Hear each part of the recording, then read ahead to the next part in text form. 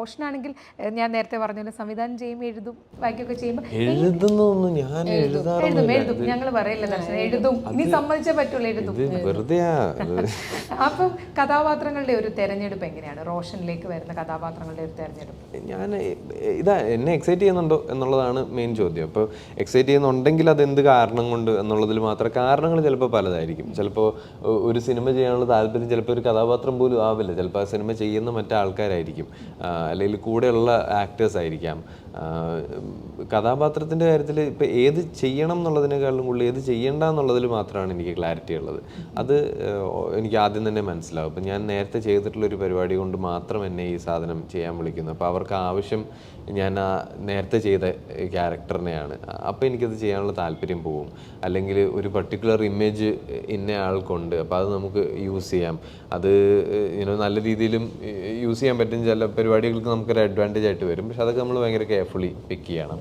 അപ്പോൾ അങ്ങനത്തെ നോ പറയുന്നത് എന്തുകൊണ്ടാണെന്നുള്ളതൊക്കെ മാത്രമേ ഉള്ളൂ ക്ലിയർ ആയിട്ടുള്ള റീസൺസ്. യെസ് പറയുന്നത് പല പല പല റീസൺസ് കാരണമാണ്. ഇപ്പം മമ്മൂക്ക തന്നെ പല ഇൻ്റർവ്യൂവിലും പറഞ്ഞിട്ട് ഇപ്പോഴും ഞാൻ ചാൻസ് ചോദിക്കും, കാണുമ്പോൾ ചോദിക്കും എന്ന് പറഞ്ഞിട്ടുണ്ട്. അപ്പം അങ്ങനെ എന്താണ് തോന്നുന്നത്? റോഷൻ അങ്ങനെ ചെയ്യാറുണ്ടോ? ഞാൻ ട്രൈ ചെയ്തിട്ടൊക്കെ ഉണ്ട്, അതും ചീറ്റി പോയിട്ടേ ഉള്ളൂ. ബുദ്ധിമുട്ടാണ് മമ്മൂക്കയ്ക്ക്. നമുക്ക് ഒരാളോട് ചാൻസ് ചോദിച്ചാൽ ആ ചോദിക്കുന്ന ആൾക്ക് സന്തോഷമല്ലേ ഉണ്ടാവുള്ളൂ. അപ്പോൾ നമ്മൾ ഒരാളോട് ചാൻസ് ചോദിച്ചു കഴിഞ്ഞാൽ ഇപ്പോൾ അവർക്ക് ആ സമയത്ത് നമുക്ക് ഓഫർ ചെയ്യാൻ ഒന്നും ഇല്ലെങ്കിൽ നമ്മൾ അവരെ ബുദ്ധിമുട്ടുള്ള ഒരു സിറ്റുവേഷനിലാണ് ഇടുന്നത്. അതുകൊണ്ട് ഞാൻ ഓഡിഷൻ ചോദിക്കും. അതാകുമ്പോൾ അത്ര പ്രശ്നമില്ല.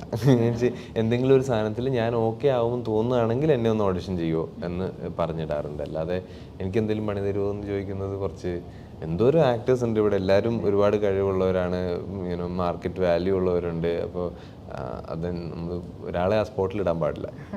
ദർശനയോ? എനിക്ക് ഓഡിഷൻ ചോദിച്ചിട്ടുമില്ല. എനിക്കും ഇതേപോലെ ചോദിക്കാൻ അങ്ങനെ തോന്നാറില്ല. എൻ്റെ വർക്ക് അറിയാം, എന്നെ ഡയറക്ടേഴ്സിന് അറിയാം. അല്ലെങ്കിൽ എന്തെങ്കിലും ഒരു ഇത് ശരിയാവോ ഇല്ലേന്ന് തോന്നുന്ന ഒരു സമയത്ത് ഞാൻ ഓഡിഷൻ ചെയ്യാൻ റെഡിയാണ് എന്നുള്ളതും ഐ എം ഷുവർ എൻ്റെ വർക്കിംഗ് സ്റ്റൈൽ വെച്ചിട്ട് അത് അറിയുമായിരിക്കും.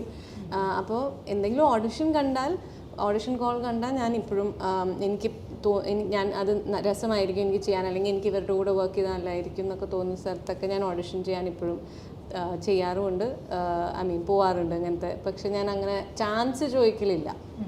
എന്ന് വെച്ചാൽ ഞാൻ ചോദിക്കാൻ കാരണം ഇപ്പോൾ ഒരുപാട് ആൾക്കാർക്ക് ആഗ്രഹമുണ്ട് അല്ലേ നമുക്ക് സിനിമയിലൊന്ന് മുഖം കാണിക്കാം. എനിക്കൊന്ന് ലോകത്തിലെ ഏറ്റവും കൂടുതൽ ആൾക്കാർ എത്തിപ്പെടാൻ ആഗ്രഹിക്കുന്ന ഒരു കാര്യം സിനിമ തന്നെയാണ്. അതിപ്പോൾ ഏത് ഭാഷയാണെങ്കിലും ഏത് രാജ്യത്താണെങ്കിലും ഒക്കെ. അപ്പം എത്രയോ കുട്ടികൾ ഇതിന് പറയും. അതാണ് ഞാൻ ചോദിച്ചത്, എങ്ങനെ അല്ലെങ്കിൽ ഇത് ഇവിടെ വന്നു കഴിഞ്ഞാൽ ആ ഒരു സ്ട്രഗിൾ എങ്ങനെയാണ്?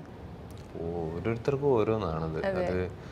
ഐ ഫീൽ ലൈക്ക് ഇപ്പോൾ പണ്ടൊക്കെ വർക്ക് ചെയ്തിരുന്ന ആൾക്കാരിലും അവർ ഇപ്പോൾ കനിയൊക്കെ ഇൻഡസ്ട്രീനെ അന്ന് തൊട്ട് കണ്ടിട്ടുണ്ട്. ഇപ്പോൾ കുറേ കൊല്ലം മുമ്പ് കണ്ടിട്ടുണ്ട്.